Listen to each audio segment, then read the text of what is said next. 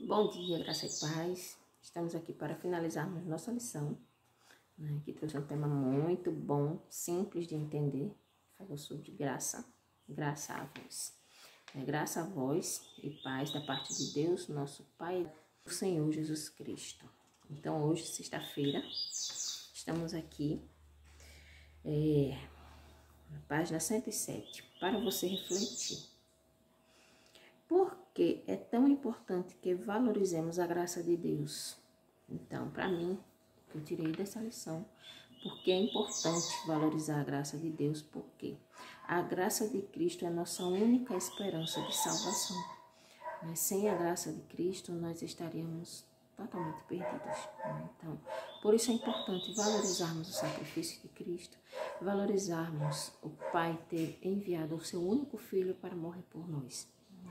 Porque é o nosso único meio de salvação, nossa única esperança de salvação está em Cristo e na sua graça. Como as tribulações me fortalecem em minha experiência cristã? Então aqui, na nota da pergunta B, diz assim: cada alma crente deve conformar totalmente a própria vontade à vontade de Deus e se manter no estado de arrependimento e contrição, exercendo fé nos méritos expiatórios do Redentor e avançando de força em força e de glória em glória. A fé em Cristo leva o transgressor culpado ao favor divino e à forte esperança da vida eterna. Então, quando somos tentados, quando somos atribulados, é a Cristo que recorremos, não é isso? Pelo menos é o que deveremos fazer, né?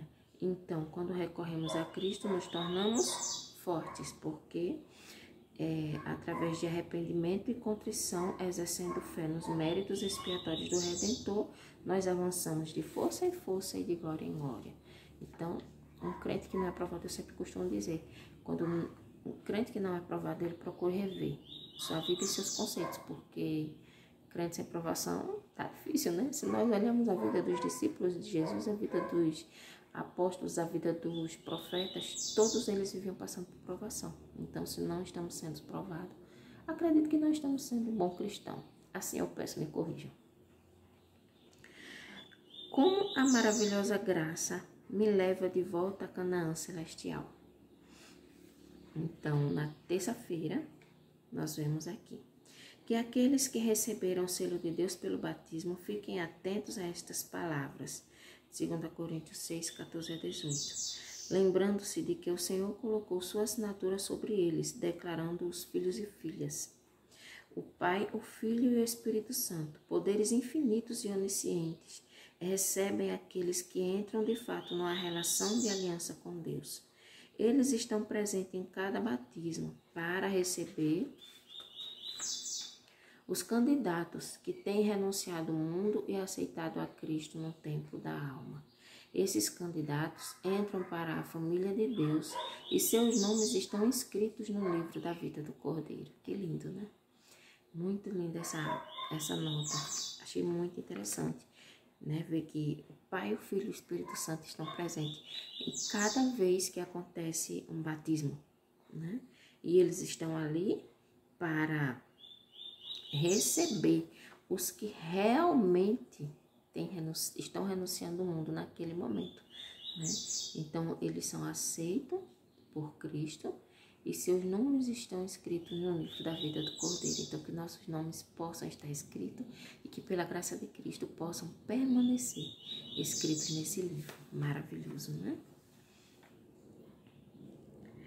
A pergunta de número 4. Explique o poder da entrega total do coração a Cristo.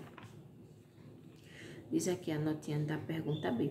Quando a alma se entrega a Cristo, o novo poder toma posse do novo coração. Opera-se uma mudança que o homem nunca poderia realizar por si mesmo. Trata-se de uma obra sobrenatural, que traz um elemento sobrenatural à natureza humana. A alma que se entrega a Cristo se torna a própria fortaleza dele, que ele mantém no mundo revoltado e pretende que ela não reconheça nenhuma autoridade além da dele. Uma alma assim mantida pelas agências celestiais é invencível aos ataques de Satanás. Então, explique o poder da entrega total do coração a Cristo.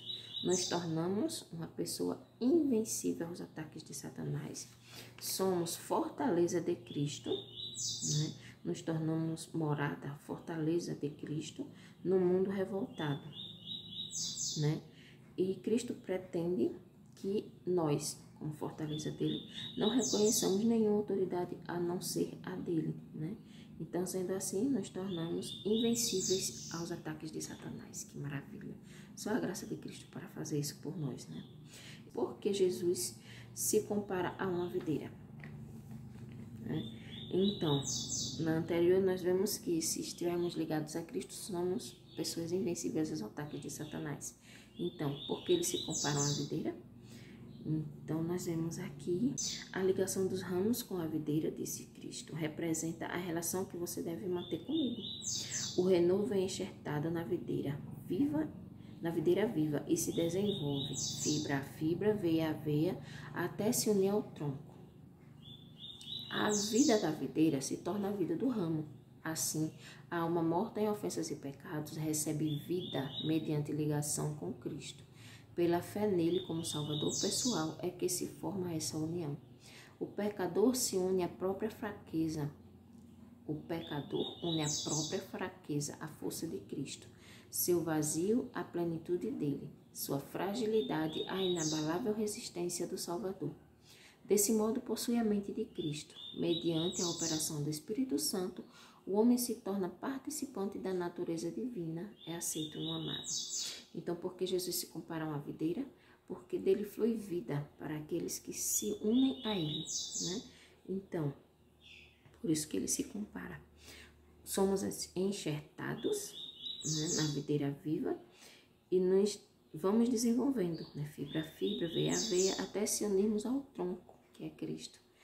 A vida da videira se torna a vida do ramo. Então, a comparação perfeita, né? Um enxerto, né? Somos enxertados e ali vai, né?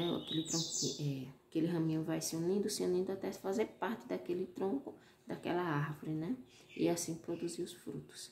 Então, que Deus nos abençoe, que possamos estar sempre unidos a Cristo, que é a videira verdadeira, e que possamos cada dia mais valorizarmos a graça de Cristo, o sacrifício que Ele fez por nós, e assim estarmos preparados para um dia estarmos com Ele nas mansões celestiais.